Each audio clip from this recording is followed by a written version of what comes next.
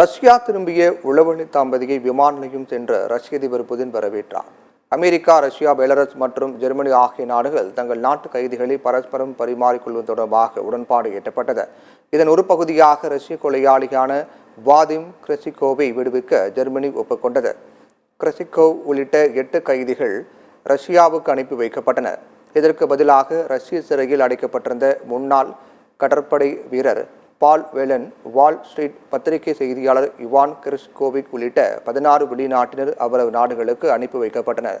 இந்த ஒப்பந்தத்தின்படி ரஷ்யாவின் ஆர்டெம் டசெல்சிவ் நகரில் அவருடைய மனைவி அன்னா டசெல் தங்களுடைய 2 குழந்தைகளுடன் அமெரிக்காவில் இருந்து மாஸ்கோ வந்தடைந்தனர். விமான நிலையம் சென்றடைந்தவர்களை அந்நாட்டு அதிபர் விளாடிமிர் புதின் பூங்கொத்து கொடுத்து வரவேற்றார். அப்போது அன்னா டல்சிவ் கண்ணீர் மல்கி புதினை ஆற தழுவினார். அந்த தம்பதியினர் அர்ஜென்டினாவை சேர்ந்தவர்கள் என கூறி ஸ்லோவேனியாவில் தங்கி ரஷ்யாவுக்காக உளவு பார்த்தது தெரியவந்தது.